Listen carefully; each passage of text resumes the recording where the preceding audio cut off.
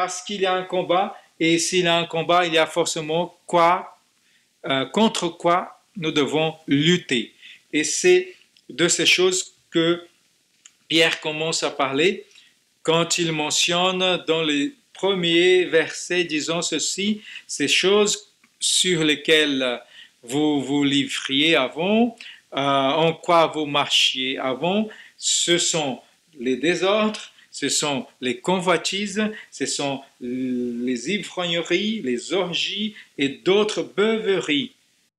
Alors ce genre de truc, voilà, ça doit être un souvenir de notre ancienne vie, de notre vie passée, mais ça ne doit plus être ce qui va dominer notre vie ou bien ce qui va être la source majeure de nos inspirations, de nos souhaits. Nos souhaits aujourd'hui, c'est de manger la nourriture que Dieu donne, ça veut dire, comme Jésus le disait, d'accomplir son œuvre, de faire ce que Dieu veut afin de lui plaire et aussi de rassasier notre faim de justice, notre faim et soif de vivre la volonté de Dieu. Et comment notre combat se poursuit? Pierre ne nous dit pas justement contre quoi lutter, mais aussi comment se battre. Je reviens à la question de l'être. Il dit bien ceci, c'est en étant. Voilà, soyez comme Jésus a désiré que vous soyez. Jésus un jour et à maintes reprises disait à ses disciples, vous êtes le sel de la terre, vous êtes la lumière du monde et ça fait partie de notre être. Et tout ce que nous faisons est conséquence de ce que nous sommes. Nous ne sommes pas existentialistes, voilà, pour dire que les œuvres qui vont nous définir, mais c'est notre être qui vont définir nos œuvres. Voilà, ça c'est la notion de l'évangile, le Dieu qui nous transforme selon son image afin que nous fassions les œuvres qu'il ferait à notre place. Voilà, c'est surtout intéressant de se poser cette question. À ma place, Jésus, que ferait-il? Et à l'exemple de Jésus, lorsqu'il a marché sur la terre, il a été aussi. Voilà, celui est mon fils bien-aimé, Dieu a dit à propos de Jésus, en qui j'ai tout mon plaisir. Tout simplement, il avait le plaisir, Dieu, en Jésus-Christ, grâce à ce que Jésus-Christ était et pas à ce que Jésus-Christ faisait.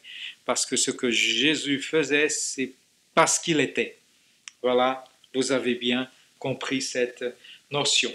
Et Pierre le dit bien, soyez donc sages et sobres afin de vous livrer à la prière. Avant tout, ayez un amour ardent les uns pour les autres, car l'amour couvrira une foule de péchés. Alors, il nous interpelle à être sages, à être sobres et à nous livrer à la prière. Dans ce temps d'angoisse, dans ce temps que les mauvaises nouvelles peuvent nous attirer à être rabaissés, à être attristés, dans la présence de Dieu, nous pouvons être sobres, nous avons à avoir la sagesse et avoir la sérénité tout en continuant de grandir, de nous battre, de croître, mais avoir quand même la sérénité pour bien gérer ces tensions et surtout nous livrer à la prière. Cela veut dire que nous n'allons pas nous livrer à des réactions négatives face à toutes ces choses qui nous oppriment. Voilà, avec des murmurations, avec des médisances ou bien avec le manque d'espoir. Non, nous avons continué de garder la sérénité, d'être sobres dans nos esprits et nous livrer à la prière parce que c'est dans la prière que nous allons trouver notre refuge en étant en contact avec Dieu. Des fois dans la prière, nous arrivons tout comme des petits chatons, voilà, un peu très affaiblis, très vulnérables, et dans la prière, nous puisons nos forces dans la présence de Dieu, nous en sortons comme des lions, des prédateurs, voilà, beaucoup plus fortifiés pour nous battre et pour faire face à tous les défis qui nous arrivent, qui nous entourent. Avant tout, ayons un amour ardent les uns pour les autres. Ça fait la grande différence. Nous devons nous fortifier dans la prière pour aimer, pour exprimer l'amour. Ce n'est pas pour prévaloir les uns sur les autres. Ce n'est pas non plus pour se vanter sur nos capacités à nous par rapport à celles des autres. Non, mais c'est pour nous porter les uns les autres. C'est la notion de supporter les uns les autres par l'amour. Si je suis fortifié par la prière, j'ai plus de force venant de Dieu pour aussi porter secours à mon frère afin qu'il aussi, de son tour, soit fortifié tout comme moi j'ai été fortifié dans le Seigneur et dans sa force toute puissante. Car l'amour couvrira une foule de péchés. Ça me fait avoir instinctivement pensé à l'occasion où Jésus-Christ a rencontré cette femme qui avait été surprise en adultère, et cette histoire est racontée par Jean dans son évangile au chapitre 8, lorsque la foule, surtout les hommes qui avaient voilà, pour impulsion d'accomplir la loi de Moïse, disant, voilà, cette femme a été surprise en adultère, Seigneur, la loi dit que de telles femmes doivent être lapidées, et toi, qu'est-ce que t'en dis? Et Jésus, d'une manière sage, voilà, répondait avec son silence, et les gens insistaient, et ces paroles de sagesse incroyables sont sorties de sa bouche lorsqu'il a dit, celui qui parmi vous n'a jamais commis aucun péché, que celui-là soit le premier à jeter la pierre. Et tous, commençant des plus âgés jusqu'aux plus jeunes, accusés par leur propre conscience, aucun n'avait trouvé voilà, la justification d'eux-mêmes devant Dieu. Tous avaient commis des torts, avaient aussi raté la cible, commis des péchés, et ils ont quitté la place sans avoir attiré contre cette dame aucune pierre, sans avoir tiré aucune pierre, parce que tous sont des pécheurs, tous ont péché et se sont égarés de la gloire de Dieu, et devant eux et devant nous, il y a Jésus-Christ, l'unique qui peut nous rapprocher de Dieu. Et c'était l'unique qui pourrait nous condamner. Et celui qui pourrait nous condamner, il a trouvé une façon de nous sauver à la place de nous condamner. Il nous porte son salut parce que Dieu a tant aimé le monde qu'il a envoyé son Fils unique afin que quiconque croit en lui ne périsse point, mais qu'il ait la vie éternelle. C'est simple, c'est l'amour de Dieu et ça nous touche énormément. Et à la fin de cette petite histoire, la dame se retrouve tête à tête seule avec le Seigneur qui lui pose la question, « Personne ne t'a-t-il condamné? Où sont tes accusateurs? » Et la dame répond, « Seigneur, personne ne m'a condamné. » Et Jésus lui dit ensuite, « Moi, je ne te condamne pas non plus. Va, voilà, vis quelque chose d'autre, vis une nouvelle vie, car maintenant, tu dois suivre ton chemin, va et ne pêche plus. » C'est merveilleux ce message de l'Évangile, ce message de l'amour de Dieu qui couvre une foule de péchés. Pierre continue bien, disant, exercer l'hospitalité les uns envers les autres sans murmurer. Ça veut dire faire avec plaisir. Des fois, ce n'est pas évident, mais c'est bien possible.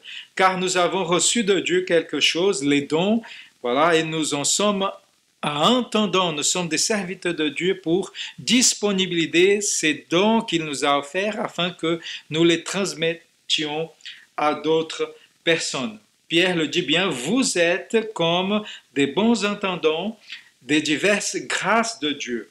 Alors mettez chacun au service des autres le don que vous avez reçu. Que vous avez reçu. Alors je vous fais un petit dessin. Je ne suis pas doué comme Tristan, comme Nelly et d'autres dans l'église, Jean Ginès, mais vous le savez bien que un petit ou un grand arbre qui porte du fruit, il peut être un beau arbre portant de beaux fruits.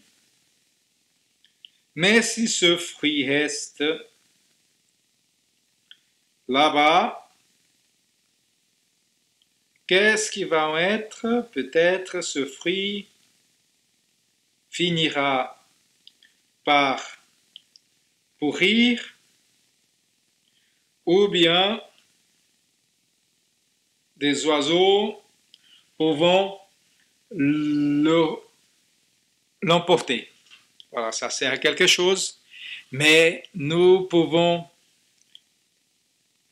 être dans une bonne satisfaction si nous accédons à ce fruit et si nous le pouvons bien expérimenter, ressentir son parfum, son goût et nous en servir.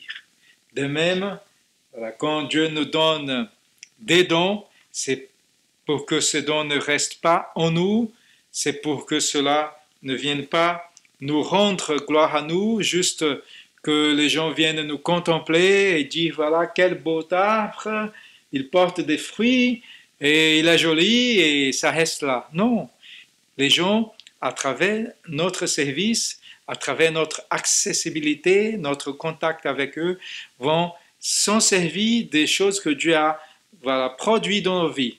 Vous connaissez bien à travers l'écriture de Galates chapitre 5 où l'apôtre Paul parle des fruits de l'esprit, des choses que Dieu produit en nous qui vont bénir le monde, l'amour, la paix, la bonté, la longanimité, la maîtrise de soi et beaucoup d'autres choses dont j'ai tellement besoin, de plus en plus j'en ai tellement besoin. Et ces fruits peuvent durer parce que nous allons influencer des gens, ces gens-là vont aussi être transformés, ils vont de leur tour produire des fruits et aussi le fruit devient durable et se multipliera parce que un fruit d'un pommier, ce n'est pas une pomme, mais c'est un autre pommier. Et un fruit d'un autre pommier, se multipliant, va devenir un potager, c'est ça, un jardin, une forêt d'arbres qui sont remplis de fruits.